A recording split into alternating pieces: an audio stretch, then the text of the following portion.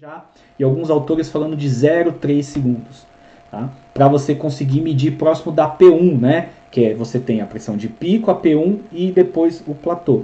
Se eu deixar uma pausa muito longa, eu tendo a subestimar este valor. Mas eu também consigo ventilar meu paciente em PCV e saber a driving pressure.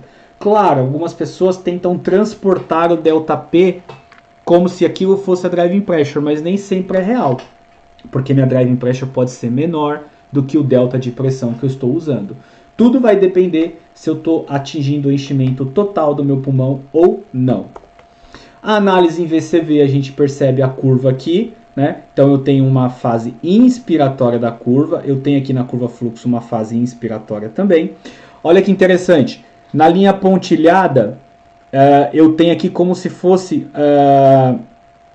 a minha monitorização da pressão, né? Onde eu bato a minha pressão de pico e depois eu venho para a minha pressão de platô. Essa linha contínua é como se eu estivesse monitorizando, ou monitorando, como queiram, a minha pressão esofágica. Então percebe que quando eu tiro o componente resistido aqui, ó, que é o pontilhado, olha como se comporta as pressões. Mas a pressão de platô ela praticamente é igual à do ventilador quando é medida na pressão esofágica.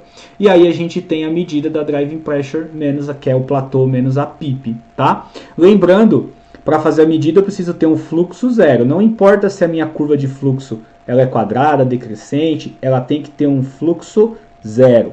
Esse fluxo zero é para que eu consiga refletir a pressão de platô que está sendo refletida nos alvéolos. Sem a pausa eu não consigo fazer isso. Aí aqui é aquele estudo famoso, né?